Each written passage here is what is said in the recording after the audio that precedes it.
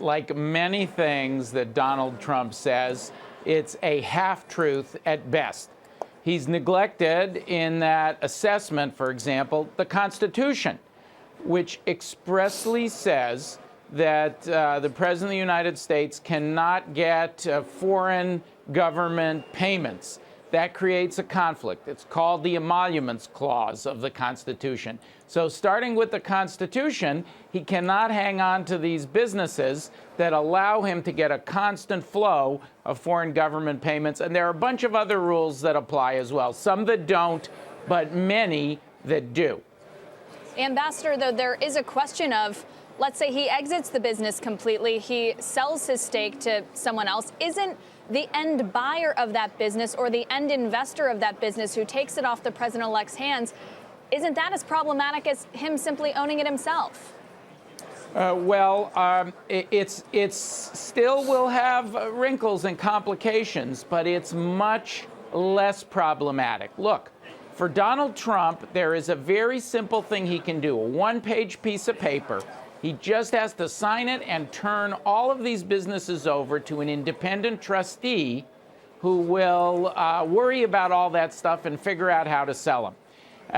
Donald Trump needs to focus on managing the government. And while it's true that that trustee is going to have a lot of headaches, the first step, the most important step, the critical step is for Donald Trump to move those headaches to somebody else so he can focus on running the country and leading the free world.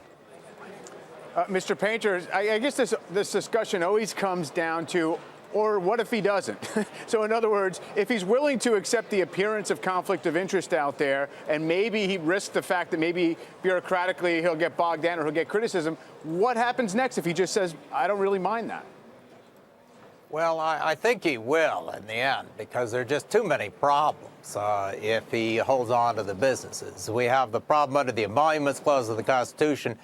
He cannot receive any payments from foreign governments or companies controlled by foreign governments. That includes bank loans from the Bank of China and leases to foreign government-owned companies. He also could get into the middle of a bribery investigation the minute somebody in his organization starts talking United States government business side by side with Trump organization business in a way that could imply a quid pro quo. He may not want it, he may not condone it, but he could get dragged into that. We have the problem with the plaintiffs' lawyers who are going to be running around trying to sue every little piece of this business. We're going to have state attorneys general who are investigating. We already have a situation up in New York where the state attorney general is investigating his foundation, and I hope that hurries up so we could shut down that foundation. That was a very good move on Mr. Trump's part to do that. But there are just going to be a lot of problems if he holds on to these businesses while he's president. He really does need to divest. There's really no precedent here. I mean, yeah, George Bush II had a stake in the Texas Rangers and some oil, but we have to go back to Herbert Hoover to find really a true businessman who has become president. I hear your points about the Constitution, but we're talking about law that has not been explored or dug into ever. Well, there are novel questions presented, but we have had some very wealthy individuals who've served in the presidency, and every president for the past 4 decades has used this mechanism of appointing an independent trustee, setting up a blind trust, or the equivalent.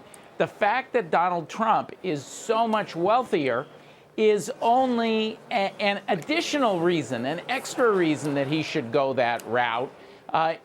In addition to all the headaches that Professor Painter pointed out, there's another one that's very familiar to your viewers, and that's the insider trading liability, which is fully applicable to Mr. Trump and his family and people like Carl Icahn, who he's bringing in a very undefined role.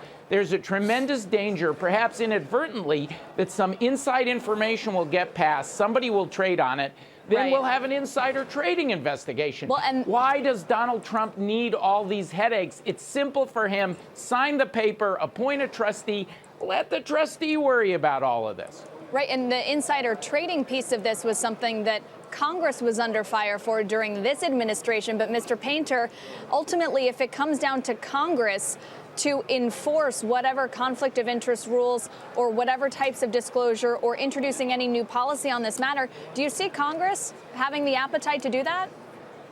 Well, it depends. I don't think the Republicans in Congress are going to want to take conflict of interest baggage into the 2018 elections. And remember, only some of these provisions are enforced by Congress. Criminal statutes are enforced by the Justice Department. If we have people leaking confidential information that's used for trading, that's going to result in an insider trading investigation. If we have quid pro quo, that could lead to a bribery investigation.